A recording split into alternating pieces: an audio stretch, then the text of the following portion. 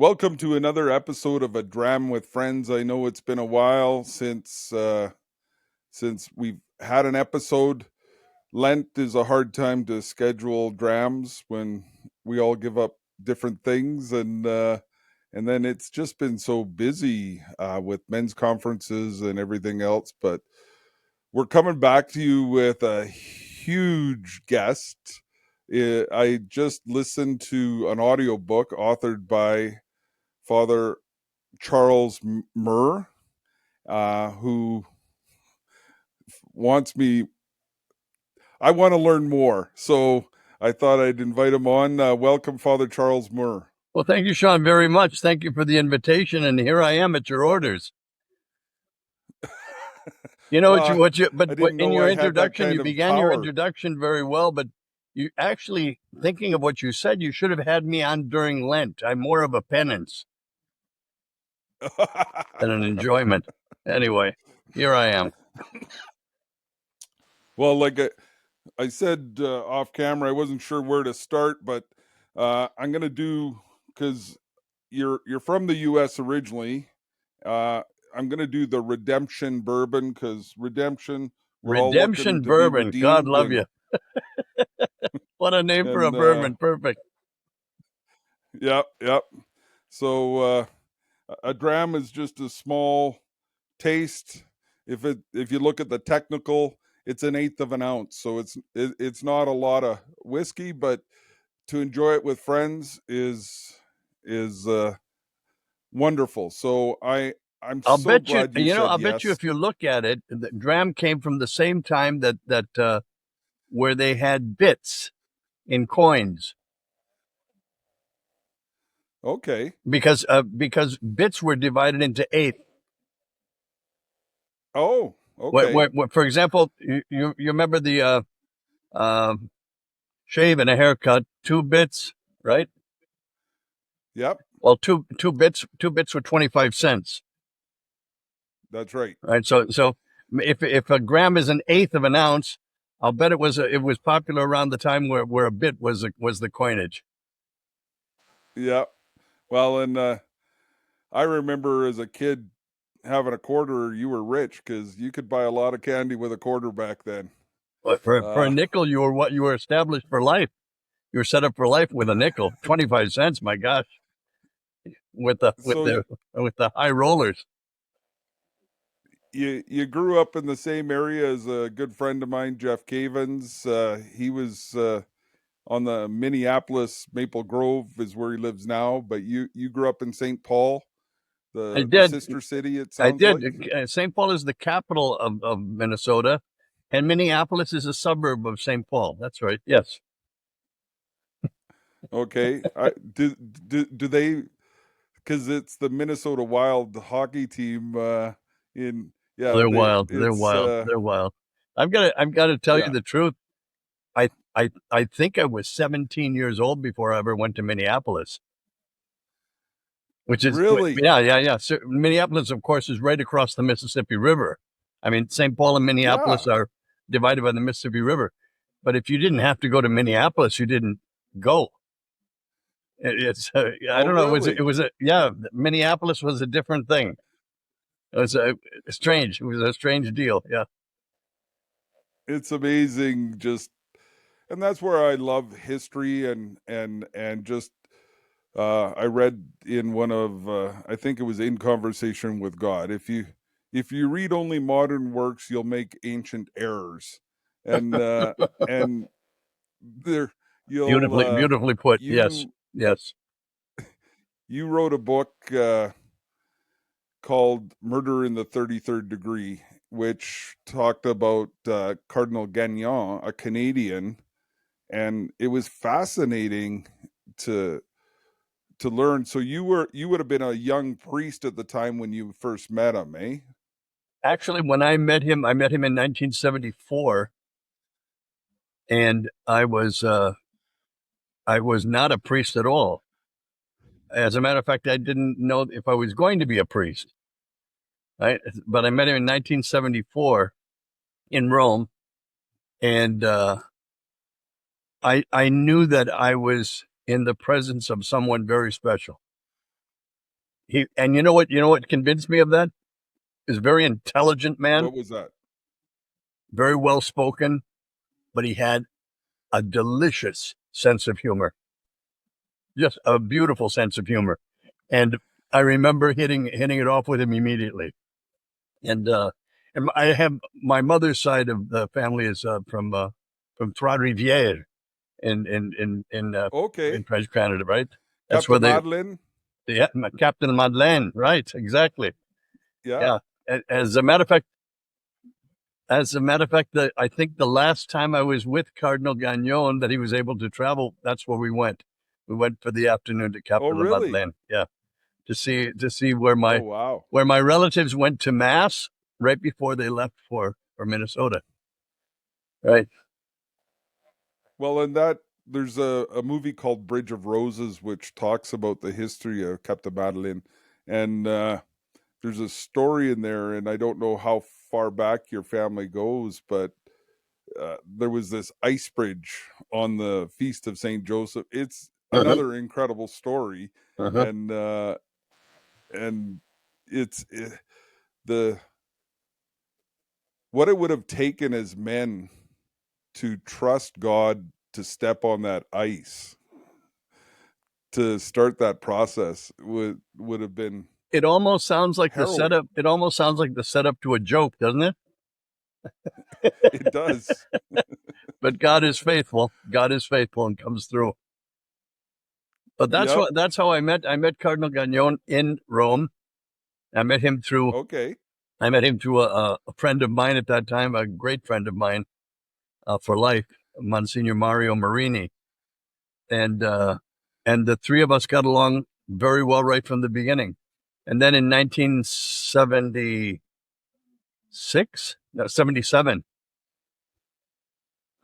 about 1978, actually, we all lived in the same house. 77 and 78, we lived together, the three of us, in the same house in Rome, house of a Lebanese house of studies for Lebanese priests. We were the only three priests in the house, and neither one of us was Lebanese, but that didn't make any difference.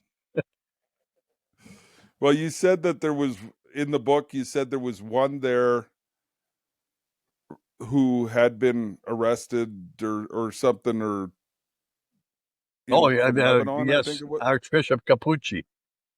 Archbishop Capucci Capucci. joined us later. Joined Mario and myself later. He was released from an Israeli prison, and he had been charged with I don't know. I think they gave him something like 10 years of prison for smuggling arms to the Palestinians.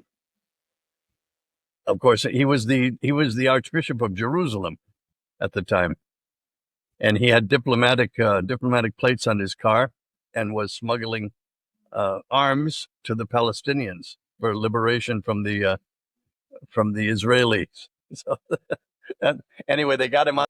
How does a bishop end up smuggling guns in, and then Well, hopefully he repented from that? he was very pro-Palestinian and very anti-Israeli, and he looked at it as well. He was either a disgrace, depending which side you're on, but to the Palestinians, he was a hero. When he moved Yeah. in with us in the Lebanese residence on the Janicolo Hill in Rome, we received letters from all over the world. Many of those from Syria, from I don't know where. He was the stamp. He was on the stamp. His face was on the stamps that were on the letters that were being mailed. And so Oh, wow. they loved him, and they really loved him. And he found it his duty to help in the revolution to get rid of the Israelis.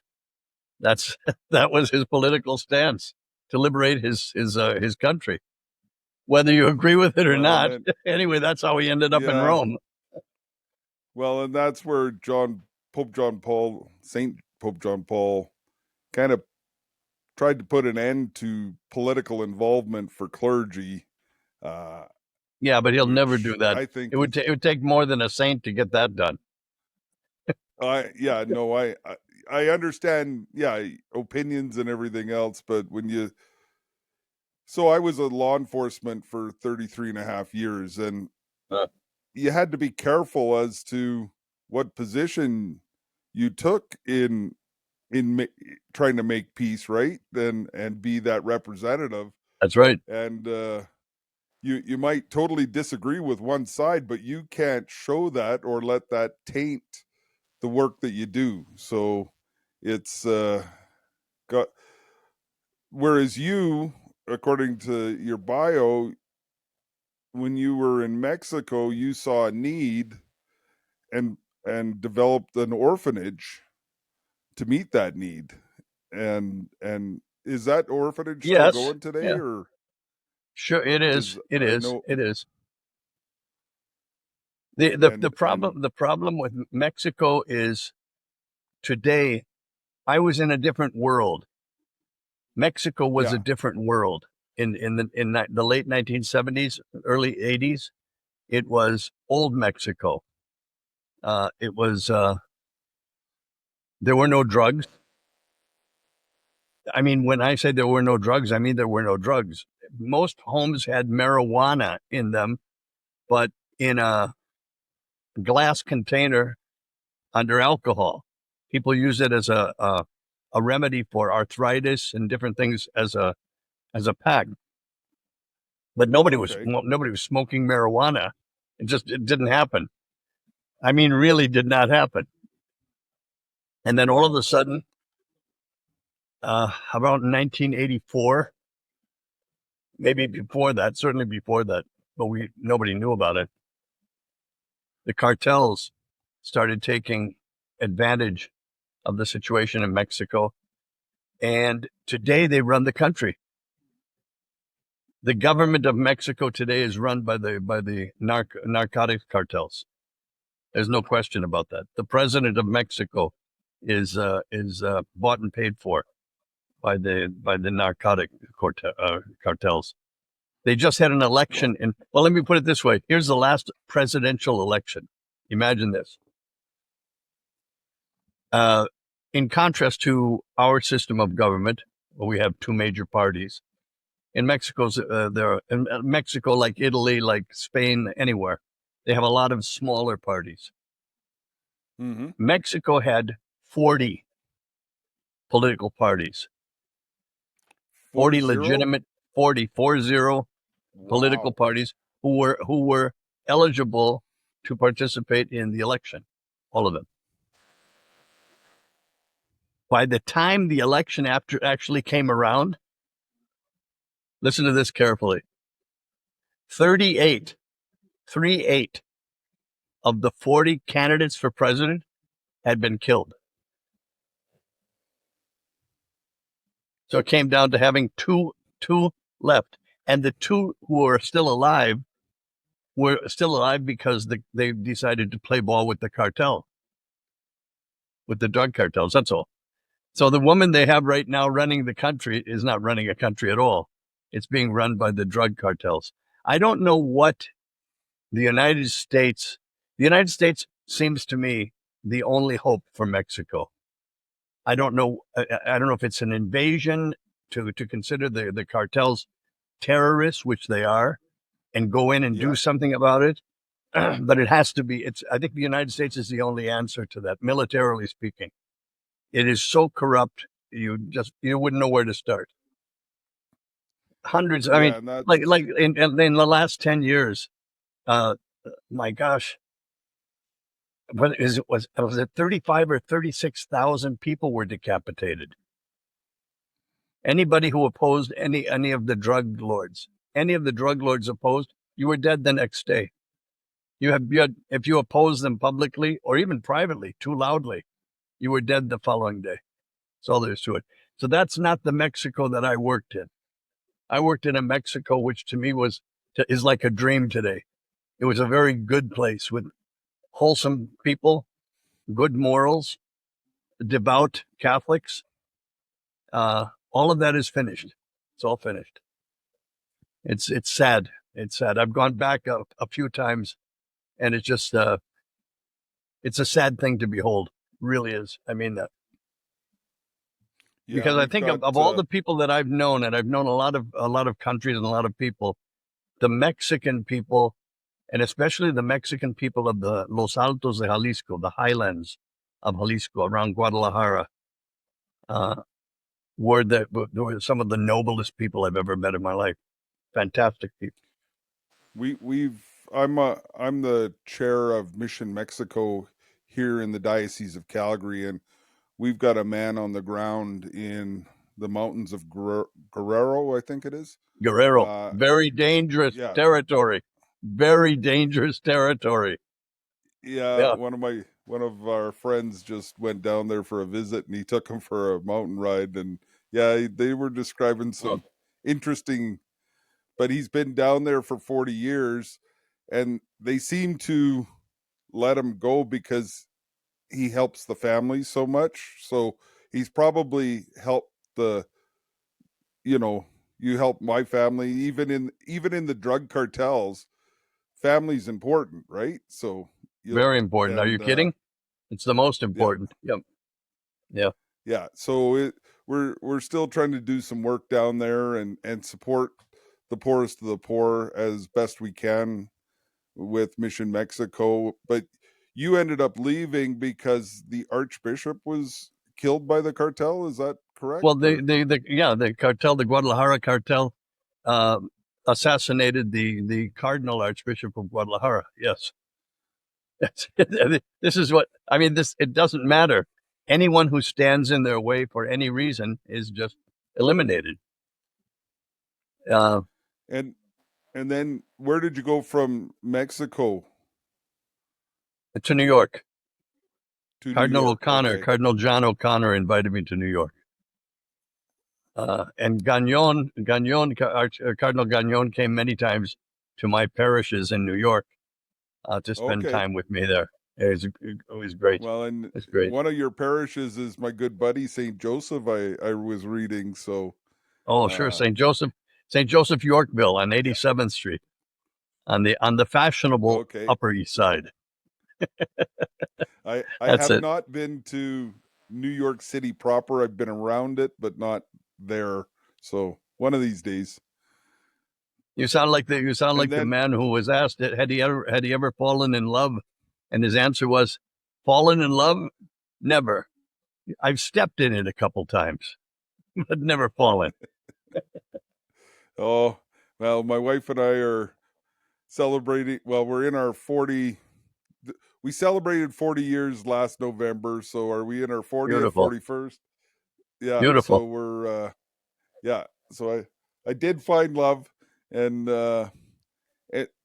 But you're in Spain now. So what brings you to Spain? Like, why are I'm you retired. I'm retired, and I've always liked Spain. It was to okay? retire either to Italy or to Spain, and ultimately I decided on Spain. And there was a hacienda for sale, and I bought it. That's it. So I live So here, and I have uh, this house was remodeled, and it's a house for priests. Any priest who finds himself, especially today, in trouble with his bishop, and there are a lot of priests like that. Good men. These are great men, and a lot. We have a lot of bishops whose authority has gone to their head. Whose authority has gone to their head. They think they have more authority than they do. Anyway, those bishops who were canceled, uh, those priests who were canceled, always have a room here, a room and 3 squares a day uh, to stay and to kind of get re-energized, and sort of a retreat house for priests. My brother priests, and they're good men who have been maligned and damaged a lot. So that's what I'm doing in my well, old and age. I've I was talking to a good friend, Jane Adolph, who worked at the Vatican as the international law expert there for 8 years, and uh, and it's so tough. Like, well, I'm sure you heard about the police being canceled, like all cops are bastards was ACAB Yeah. was one of the things. Yeah. And priests have had to wear just the hint or allegation of something. It's hard to Oh, get rid that's of. that's all. That's all you need. All you need is an Yeah. accusation by a lunatic, or by somebody who doesn't like you for whatever reason. For whatever reason, that allegation is enough to have you canceled. This is outrageous. It's outrageous. Nobody lives this way. No, and that's where, like, we're trying to encourage men to be heroic men, and I wrote an article a number of years ago where there's a Canadian movie called Passchendaele where the small unit moved up to support the bigger army. They thought they were relief, so they fell back, and these poor guys are in their foxholes, not knowing where the firing's coming from. And I liken that to our priests and bishops. But if they had the support of heroic men like David's 30 mighty men, then they'd have that spirit of confidence to move forward in the battle against evil, right? Yes, but you see, this is where money enters.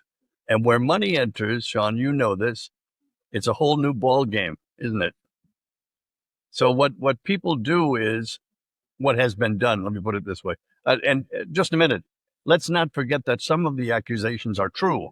Okay, That's right. I mean, let's not forget that, and that there are real, legitimate victims who stand in need of real help. Okay, Yes. I've had to deal with a couple, so I know they're there, right?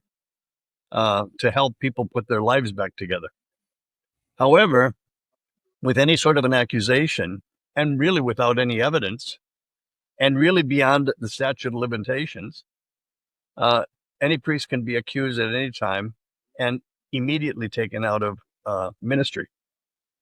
And that's it. And he's what you have to understand is the man is on his own. He will not be supported financially by the diocese. Many times his medical insurance is cut off, and everything. Oh, wow. And you're not. First of all, anybody who joins the priesthood thinking that he's going to become a millionaire should take a real long, hard look at it to begin with. I mean, when I was don't think at that St. one's in the Joseph's Parish that you mentioned, I remember the paycheck was remarkably more than I got in Mexico, made in Mexico per month. But it was something like $840 or $860 a month. That was your salary. So I mean, you're not going to get rich that way. living in And New so York. people know this, and what they do is they don't sue the priest that they're accusing. They sue the diocese or the archdiocese. That's where the money is. And this has been going on for years and years. Very unfair, and it's very unfair that priests are targeted. I remember listening to Cardinal O'Connor of New York, who I loved a lot. He was a great man. He was a great father to his priests. He really was. And he said he got all of the priests together at St. Patrick's Cathedral when this whole thing was hitting, and gave a sermon on abuse in the clergy. And he said, I'll never forget it. He said, John Jay College had done some research on the matter. He said, there is no more abuse, sexual abuse, among the Catholic clergy as there is among the Jewish rabbis, Protestant ministers, teachers. By the way, hands down, were the real villains in this. But they have the teachers union, you see, right? Lawyers, doctors. He went through the whole thing, and he said, there is no difference. There is no difference. It's not that there's more in the clergy. And he said, and I'll never forget it, he said, and therein lies the scandal, that we're no different than anybody else, and we should be. Those words hit hard. Yeah, that's where it is very much like the book I read, the numbers were lower, but that being said, one is too many, and it's it's definitely given us opportunity to reflect and how best to move forward. But Sure. we need to continue to move forward because we're coming up on Pentecost Sunday here at the time of the recording, and Jesus gave us one command basically as he was leaving: go make disciples of all nations. And there's still a little work to do there. A lot, an awful lot, an awful lot. Especially since the last pontiff told us that we shouldn't be baptizing anyone or proselytizing anyone. That was a hard one to swallow. I'll never forget listening. He had a man in Rome. It was incredible. I believe a Colombiano, Colombano, a priest, an Italian priest, who had been for 40 years in the Amazon. 40 years in the Amazon. And his greatest claim to fame was that in 40 years, he had never baptized anyone. And people thought, wasn't that wonderful? He's respecting the indigenous culture. I said, what's wrong with this picture? What is wrong with Well, this picture? like I worked with youth at risk, and as a police officer, you're not going to go and proselytize, but it, so many of them, by the example that I lived, wanted to know what made me tick. And if you can't let the Holy Spirit show through you uh, the joy of being a disciple of Christ, like that is one of the saddest statements that I heard. It's up there with my sergeant's brother, my old sergeant's brother, who was on his deathbed, and the priest came and he goes, "I've got nothing to be sorry for." Uh, Like, holy mackerel, buddy. yeah. It's Does he have any? those are some of the Does he have saddest any stories I've recollect of heard. his life whatsoever? Well, it just reminded me of something. I think it was Saint John of the Cross said, "A priest who is sad, or no, a saint who is sad, is a sad saint." Yeah, that's true. Yep. Yeah, we have to have a Well, dynamism. You have to see, people have to see in a Christian, and particularly in a Catholic, uh, a joy that's ours for living this kind of life. It's not an easy life to live. To live your life as a good Catholic is no longer easy today, because you have everything, just about everything, against you. Culture is against you. Society is against you. The direction of the world seems against you. So to actually achieve that is quite an achievement. But you've got to be but happy by doing it. You've got to show a joy in living that life. Otherwise, what's the use of it? what's interesting is so many young people are coming into the church, and the young people are the one that are wanting the more traditional Of course, masses and of course. prayer. Like, they don't want pablum, as I keep saying. Like, Yeah. I'm not going to die for pablum. Well, this is the thing they came out recently with, and you heard this just a few weeks ago. Everyone was so excited at Easter time because there was such an influx. The greatest number, I think, in the world, recorded history, of new Catholics, people who had entered the Catholic Church from. Listen to this. This is mind-boggling.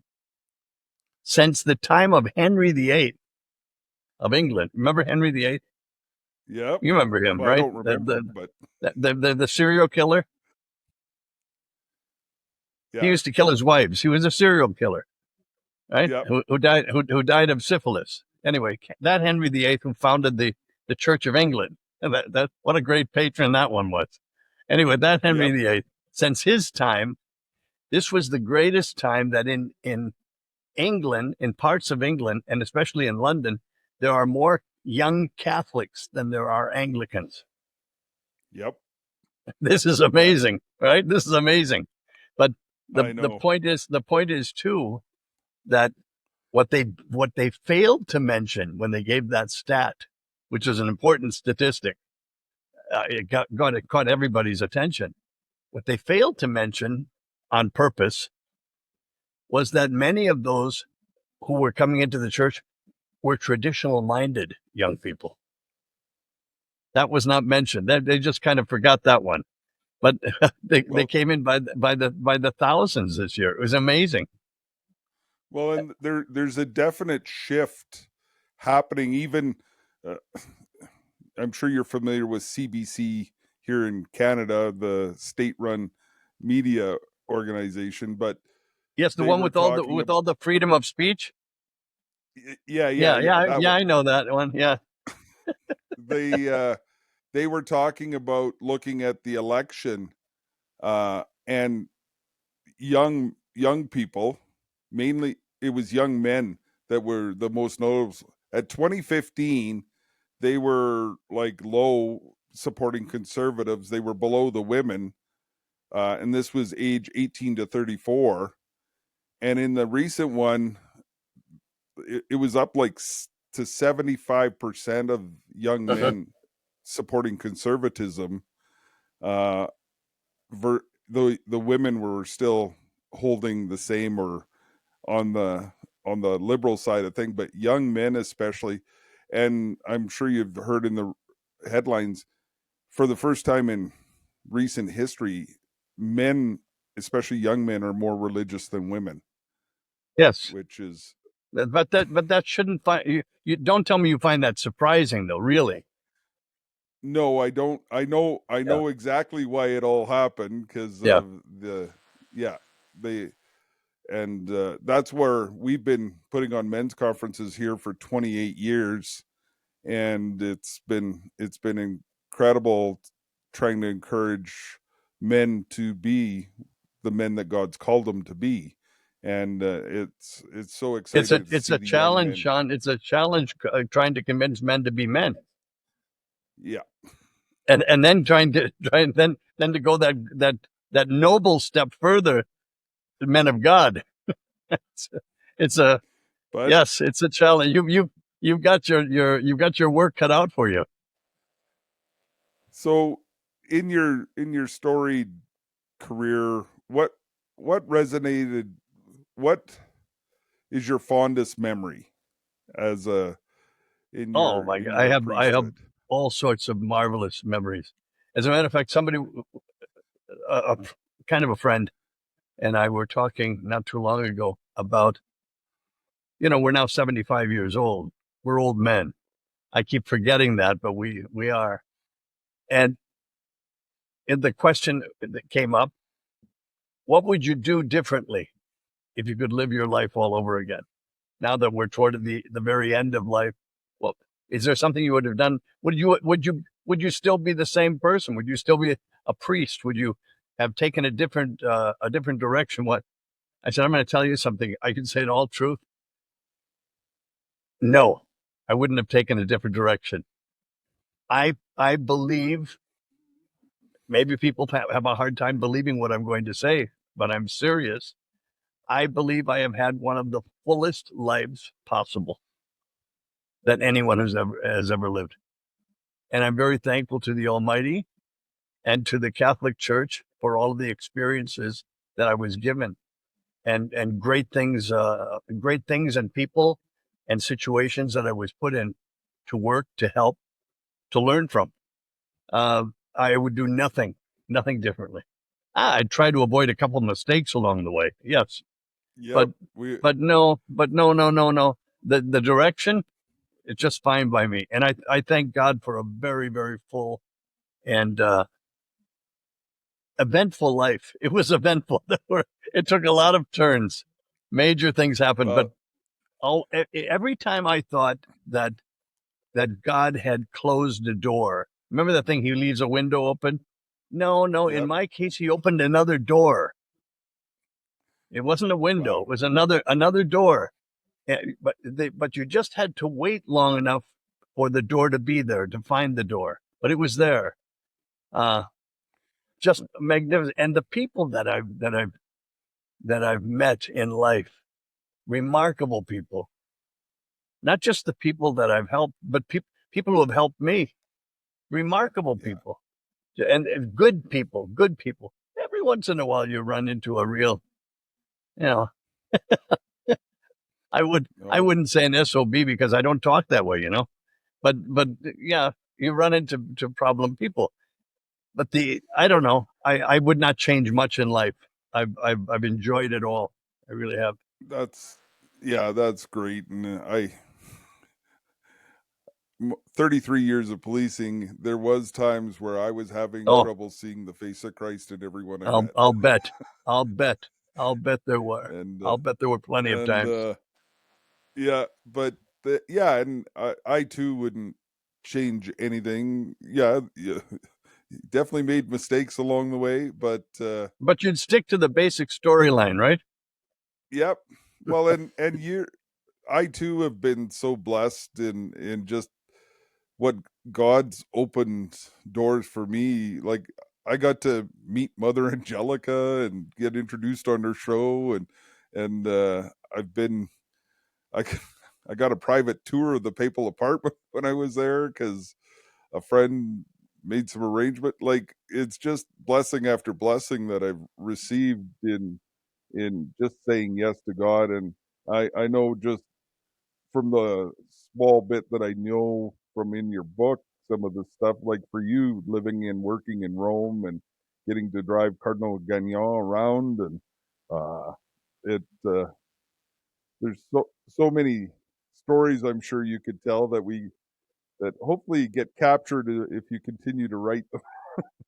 Well, I've written I think it's either 6 or 7 books now, and Oh, wow. and they've all been very well received. The Murder in the 33rd Degree is basically about the investigation that Pope Paul VI commissioned Cardinal Gagnon to conduct on the Vatican. He wanted an investigation of the Vatican because there were serious allegations, and more than allegations, it was substantiated claims that infiltration had taken place in the Vatican's own central government, particularly Masonic infiltration. People who listen to I don't know, the United States and Canada, we have a different idea of the Masons. Especially in the United States, most people think of the Masons as those men who on national holidays drive little cars and wear fezzes on top of their heads and honk. That we're not talking about those. As a matter of fact, the Shriners, we used to call them, some of the work that they do for children's hospitals and things are very good works. That's not what we're talking about. We're talking about the Masons who caused revolutions in France, in Italy, in Spain, all over Europe, in Mexico. People don't realize that the revolution that happened, the Civil War that happened in Mexico during the 1920s and into 1930s was funded by the Freemasons of the United States of America. Oh, Yes.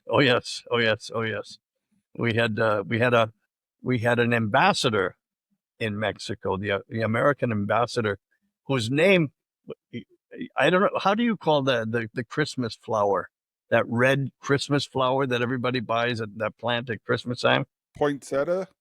Right. Well, that was his Poinsettia. last name. Oh. Poinsettia was his last name. He was the one who named it after himself. Oh. Yeah, because it was already in Mexico. It's native to Mexico, and it was called Christmas Eve. That plant is called Christmas Eve in Spanish still today. It's called the Christmas Eve flower, the Christmas Eve plant. And some of them grow like 15 feet tall. They're small Oh, you're trees. kidding. And they turn red. It's fantastic, phenomenal in December. But he found that delightful and named it after himself. But while he was ambassador to Mexico, he channeled I don't know how many, perhaps millions of dollars to the government, Mexican government, to attack the Catholic Church, and also sent weapons, all sorts of weapons. And he did another thing that was dastardly. He petitioned the Mexican government, and the Mexican government followed through, to open their doors to any denomination of Protestant ministries, Protestant missionaries who wanted to go into Mexico, to diminish the power of the Catholic Church. And of course, the Mexican government was all for that, because a house divided is much easier to conquer. But that was all done by the Freemasons. People don't realize they have a dastardly history. They really do. You're talking about the Cristero Wars, right? Exactly. We got great saints like Miguel Pro, and there was a movie called For Greater Glory, and I remember Yes.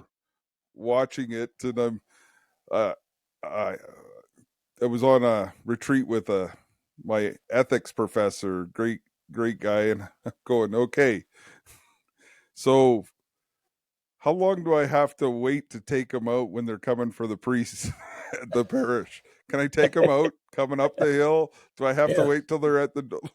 Like there were I heroic lives lived during those times. Heroic lives. yeah, And and when I that's was where, working in Mexico, those people were still alive. They were 80. They were 80 and 80. They were in their 80s, some in their 90s. Soldiers, wow. Christian soldiers, but they were still alive, and would tell stories. I would go to visit them and just ask to listen. Fantastic, fantastic stories of the battles that took place. Yeah, And the cowardly government of Mexico, just the cowardly government. They would make a point when they would capture a town of using the Catholic Church, the church itself, for their stables to put their horses, and perform all sorts of heinous and horrible acts with prostitutes on our altars, to desecrate anything that they could, dress up in priest vestments, and get drunk and fight with each other. It was horrible. All of the it was Satan was let loose during those years. It was almost like the Spanish Civil War, which took place yeah. also just right after that. Uh, horrible, horrible, Well, horrible. Can you and that's where, imagine? Can you imagine going into a convent? The Republicans, they called them, but they were sponsored by the Freemasons. Going into a convent and digging up the graves of dead nuns and exposing them, standing them up outside and mocking them. This is diabolical. This isn't a war of a war for land, a war for any gain, political gain or anything. This is diabolical, and it's what they did. Thousands of priests and nuns were killed in Spain during the Civil War. Thousands. Anyway, well, and that's, the Freemasons haven't been asleep. Let me just put it that way. yeah, and that's where it's interesting. You try to interpret the time that you're living in, and I know uh, Pope Leo XIII, who wrote the Saint Michael prayer, and now we've got who had the vision of Satan giving 100 year to trying to destroy the church, and you talk about the diabolical things that transpired during the past 100 years is unthinkable. And now we've got Pope Leo It's beyond the imagination. yeah, and now we've got Pope Leo XIV. Is, is it? And we're in the year of hope, so A it's lot of it. a A lot of lot it. of it. Yeah. Yeah. So we're always ready to answer the call, and hopefully people understand the courage it takes to be a disciple for Jesus Christ. So to change subjects, because we always talk about food on this show too. So Uh, given your vast you Mexican, Spain, Italy, New York, so is there some dish that you have picked up that made your own, or a number of them, a number of them. Uh, I I don't know. French cuisine to me still seems some of the finest. okay? Italian, there's nothing Italian that I've tasted in my 10 years living in Italy. I I had only one bad meal, and that was my own fault. My own fault. And we were going into the mountains up by Assisi. I was driving from Rome to Assisi with another priest, and we stopped late at night in a restaurant and practically begged them to stay open so we could have something to eat. We were starved, and it was a little bit late. And I asked for, spaghetti alle vongole, spaghetti and clams, right? Yeah, I asked for spaghetti alle vongole bianche. They say in white sauce. It's not white sauce. It's yeah. just olive oil, garlic, right? So it's clear. And the man answered me and he said, "We only have it in red sauce." I said, "I don't like it in red sauce." He said, "Well, that's the only way we have vongole with clams. We only have clams in red." Well, the reason they had them in red sauce because they were already passed. They were passed. They're already spoiling, and you couldn't tell that they were disguised in red sauce.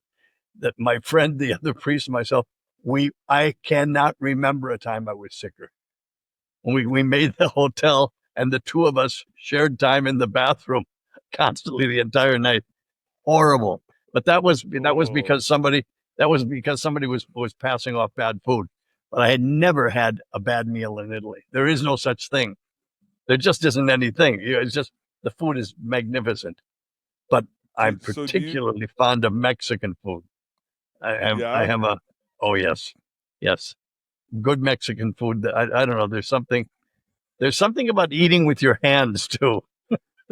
It's it's liberating. It's I don't know. It's good.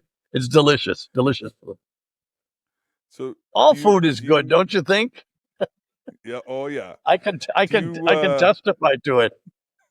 So can I. Ah well, Is there one that you cook, or do you do any much cooking, or? I don't do much cooking. I do more eating than cooking. Okay, But and yeah, that's okay. yeah. I mean, there's a uh, I do some chicken breast of chicken with sauce, steak au poivre is one of my favorite things in the world. With what is it called? Steak with au poivre is pepper steak with peppers, Oh a yeah. sauce, and pommes frites with the that's it. That to me is one of the major beautiful things in the world. I love that, but it's all Meat good. and It's all good. potatoes. Yeah, meat, Yeah, potatoes, and gravy. yeah. Yeah. So, what advice would you give for especially our young men to be the heroic man that God's calling them to be? Uh, the first point of advice that I would give is to know their own faith, because unfortunately, since the Second Vatican Council, unfortunately, since 1965, most Catholics throughout the world have been robbed of their inheritance. They've been robbed of the knowledge of their own faith. It's not been taught. Catholic schools have been closing constantly. Uh, and nobody's picked up that slack. And our bishops, I don't know, they keep having meetings. It's become the church of meetings, of conferences. It really would be refreshing if some of them were doers. And one of the things that needs to be done is Catholic education. I know that the pulpit on Sunday masses is not supposed to be meant for teaching. A homily is not supposed to be a teaching experience. I teach. I teach. In every sermon or homily that I give, I try to teach the Catholic faith, one aspect, another aspect of the faith. You do so in storytelling is the best way to get things across, but to educate people, because I'm looking at my audience. Usually when I preach, it's like 15 minutes, sometimes 20 if I get kind of crazy. But I know I can see by my audience that they're listening to me, they're following me. When I see that they're not, I'll end right in the middle of a sentence. That's it. I'm not going to waste anybody else's time. It happens every once in a while, but usually people are they're right with me. They're right with, and they're fascinated to learn these things. That, Sean, these are things that I learned in first, second, third, and fourth grade. Maybe up to grade 7 or 8, because in high school the whole thing fell apart. So we didn't get catechized in high school. They lost it. Then the council came in and we had to look at things. Everything was, a lot of it to me was gibberish. However, the fundamentals of the Catholic faith are fantastic. They're really fantastic. And they're based on sound reason and beautiful reason. And then, of course, on scripture is where they're coming from. We need educated men. You are not going to die for something that you don't know. And you can't love anything you don't know. you have to know it first to love it, and then you die for it, to defend it. We've been having that discussion, evangelization versus catechization, like where we've got people that know the stuff, but they haven't let it penetrate their heart. They know it up here, but they don't know it here. Yes. And trying to find that double whammy. I know, like Jeff Cavins talks about, are you a fan or a follower? Like, you're a fan of the Catholic Church, or are you a follower of Jesus, right? Like, you know all the stats, but you never get in the game. So we're trying to, that twofold approach where I was growing up in that time that you're talking about, where I think what happened was the parents weren't sure what happened with Vatican II. They were counting on the schools to teach it, and they didn't teach the schools Catholic betrayed. faith. The schools betrayed for the most part. Well, yeah, so like I wasn't raised with any catechetical training at all, but that's where that burning desire to learn more, when we started getting these Protestant ministers converting to Catholicism and their reasoning, and you start, and all of a sudden, wasn't that amazing that all of a sudden it was the Protestants who were using reason? Amazing. Amazing. Huh? Yeah. So, do you have a go-to saint? Is there a saint that, or a couple that are at the top of your list that I do. Saint Augustine. I love Saint Augustine. I love Thomas Aquinas. I love a man who's not canonized, but I know he's a saint, Pope Pius XII. I have great devotion to Pope Pius XII. And whether he's recognized as a saint or not doesn't bother me at all. I know he's a saint. Politically, he won't be canonized for a while because of a lot of propaganda they have, false propaganda, as a matter of fact, misinformation from his stance on things in World War II. Ridiculous. There was no one in the world who saved more Jewish lives. No one in the world more than Pius XII. He's credited for having saved directly over 280,000 Jews. He himself. It's interesting when the Jews take out a full page New York Times ad thanking him after World War II, right? And then that history gets covered up by all this crap that comes out All you need later. is a good slander campaign, and you're ruined. Yeah. You're ruined. Now, this Pius XII was a saint, was an absolute saint, and he's one of my favorite saints. He is. I talk to him often, as a So matter of fact, and he's just fine. if Thank you. thank you so much.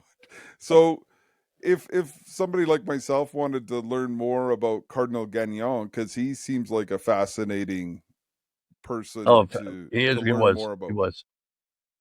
Well, is there you is could there buy my book, Murder in the 33rd Degree, to begin with, and not just because I yeah. want to sell a book, but I think it's probably the best presentation of who and what he was, Cardinal Gagnon, that you would ever read.